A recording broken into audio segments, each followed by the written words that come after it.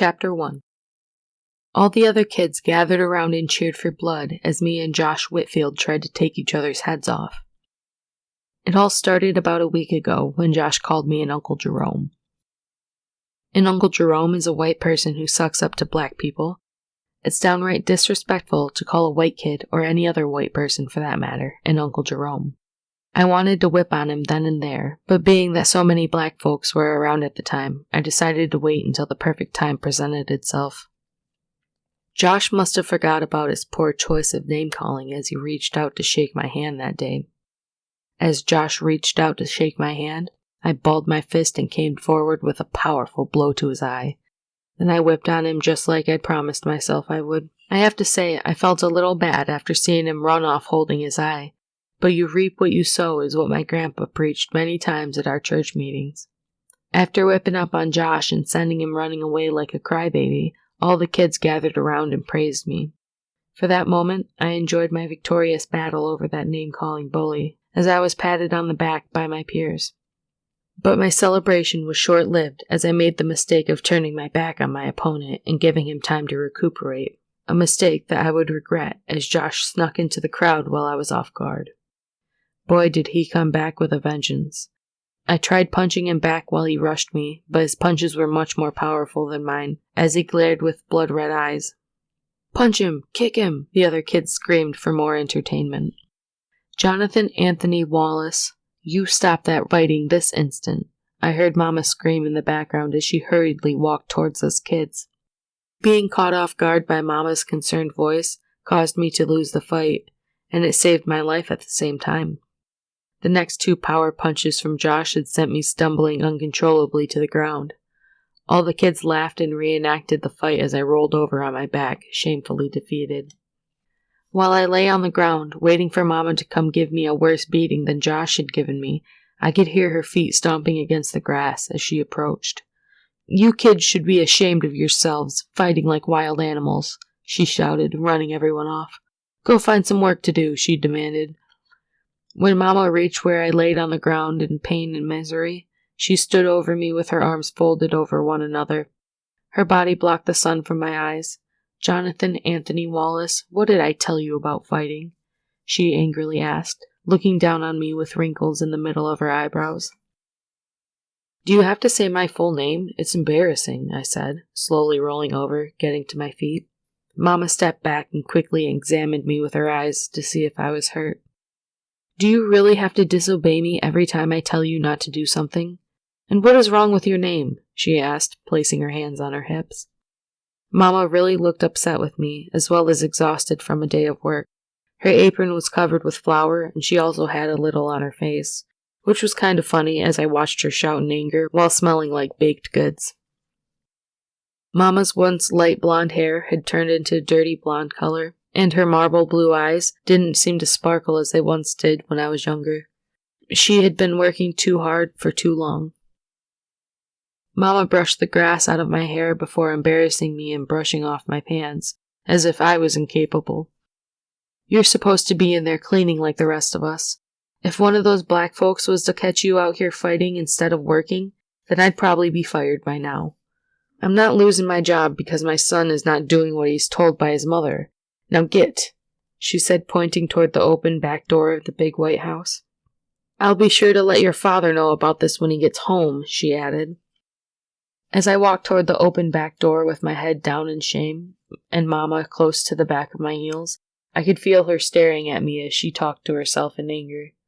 "Did you not hear me?" Mama asked, getting my attention. Until then, I hadn't heard a thing she was saying. I figured she was just babbling to herself, as she always did when she was mad. I stopped just before the open door and turned to see what she wanted. "I asked you why you were fighting this time," she said. "We weren't fighting. We were just goofing around," I said, annoyed that Mama had to come and break up my fight. None of the other kids' moms had to come and get their child. My mama was the only mom out there screaming at kids. And what made it worse was that she had cooking flour on her nose, so none of the kids really took her seriously. Mama crossed her arms together and stared at me irritably as she waited for the truth. "You wouldn't understand," I said, turning to walk away. "Jonathan Anthony Wallace," she demanded, with clenched teeth. directing me to turn back around. Do not walk away from me, she said, pointing her finger directly at my nose. I could feel my eyes crossing as I stared at Mama's finger briefly. He called me an Uncle Jerome, I said quickly, not wanting her to make a scene, as I noticed the other kids starting to stare at us. Even Josh stared out of his one good eye. Mama blinked her eyes quickly in confusion. He called you Uncle who? She asked. Jerome. He called me an Uncle Jerome, I said with frustration, wanting to hurry and get inside before I was embarrassed even more. You don't have an Uncle Jerome, Mama said with her face wrinkled in confusion. I shook my head and laughed as I walked away, leaving her to think for a few seconds. She didn't think too long before quickly rushing in behind me and grabbing me by the ear. I told you not to walk away from me, she said. Mama continued to clench my ear as she lectured me while we walked through the long, polished hallway. Her voice echoed off the walls as I stared down at the shiny marble floors. I somehow managed to keep up with her without falling over as I bent down and walked awkwardly in pain. As Mama continued to drag me by my ear and lecture me, I ignored her and observed all the white maid staff rushing to clean the old large photos of previous slave owners. The maids seemed to be in a panic as they dashed from picture to picture. Each picture hung high on the hallway walls and had a face of a black man smirking with his head held high. A black man that owned white slaves. Having to look into their eyes every day brought on a haunting energy. I felt the ghostly energy of white slaves and the sadness that they felt from being forced to do things they didn't want to. Sometimes I wondered what it would be like if the shoe was on the other foot. How would blacks feel if we made them do things that they didn't want to do?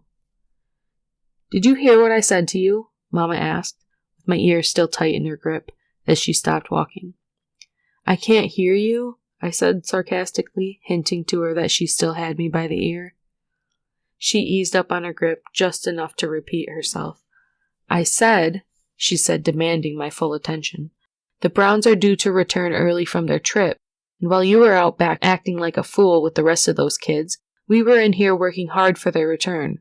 Now what if they were to show up and see you out back fighting like a wild dog? What do you think would happen to you? Mama asked, staring at me with stressful eyes.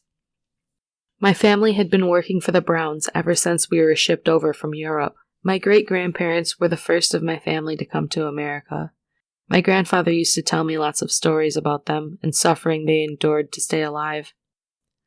Just before he was taken by the police and reported missing, he was telling me about how he ended up finding his mother and father after being separated for them from 6 years.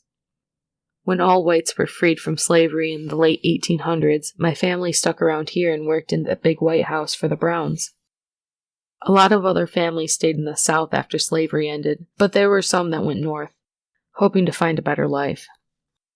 I don't see any reason for them traveling all those miles to the north, just so they could be treated the same as they were treated in the South. I'd often hear stories of whites going up north and getting killed by black men. The only difference between the North and the South is that there weren't as many trees up north to hang people, so whites were either shot or stabbed instead. There was no escape from the black hatred towards us whites. Jonathan, you can't go around carrying yourself like that, Mama said. If one of those black people was to see you, you'd be... I know, I'd be in big trouble. You said that so many times already, I blurted unintentionally. I was tired of hearing Mama say the same thing over and over. Some of the maids had stopped cleaning and glanced at us for a couple of seconds. Mama took her hand from my ear and stood back in shock. Where did you learn to talk back like that? She asked. Well, I tried explaining nervously. I figured I was about to get slapped upside my head any second. Mama waited for the maids to go on about their business before she moved in a little closer to me. You have to be smarter than that, Jonathan. We don't need any unnecessary attention. It's hard enough on us white folks as it is. You kids fighting each other is only going to separate us more, she said, looking from side to side to see if any black folks were around. We have to stick together. We have to. She whispered and paused for a few seconds, looking at me. Now come on, Mama said, tugging my ear once again and walking down the hallway. I quickly snatched my head from Mama's merciless grasp and ran toward the crowd of maids headed my way. There was no way that I was about to clean anymore. Shoot, I'd been working all day, and if anybody thought that I was about to stick around to wipe some old slave owner's picture, then they had another thing coming. "Jonathan!" Mama shouted. "Don't be late for supper," she added with a smile. "I won't," I said when I got to the end of the hallway. Once I made it to the end of the hallway, I made a right turn and ran toward the 2 big front doors. I leaned back and pulled on both handles, anxious to leave before the Browns returned. Once I cracked the doors open enough to where I could get out, the fresh spring air welcomed me as I stepped out onto the front porch and felt freedom. With my eyes closed, I took a deep breath, and then I exhaled and opened my eyes. But I was caught off guard by the sudden appearance of Mr. Brown, who was standing at the bottom of the stairs puffing on a cigar. He stared directly into my eyes, causing my heart to skip a few beats. "And where are you going in such a hurry?" he asked casually in a rugged, deep tone, before taking the cigar out of his mouth to examine it. Mr. Brown stood taller than most guys I'd seen, and he was much bigger too. The angry big man is what some of us kids used to call him, until he hurt us one day. Let's just say that none of us ever used another name for him since. Mr. Brown had a temper that was out of this world. A couple of years back, I saw him whip this white kid half to death for stepping on his new alligator shoes, even though it was now illegal to whip whites at the time. Mr. Brown didn't care.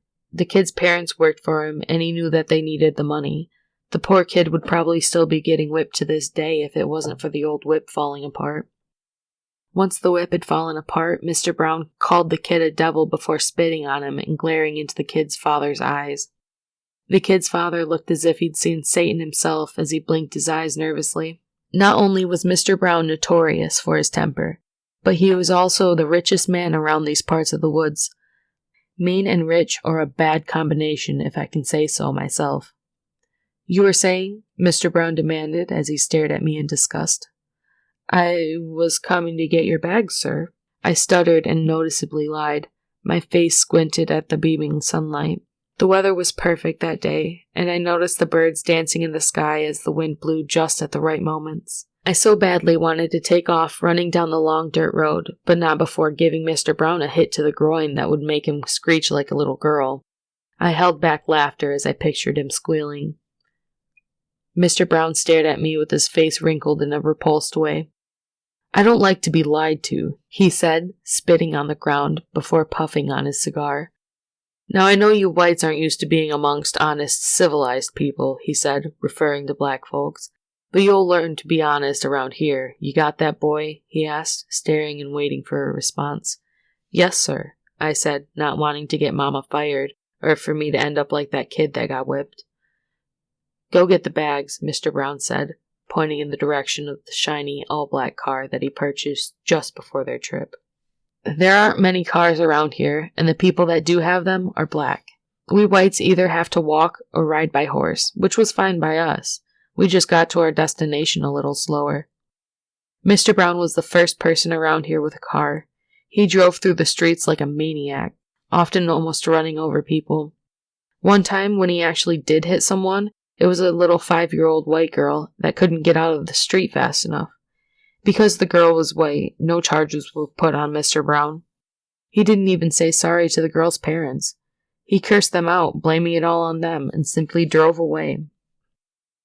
The little girl lost a leg because of that incident. I'd seen her a couple of times after the accident, walking downtown with her parents. And every time a car would pass, she'd clench onto her mother or father for dear life.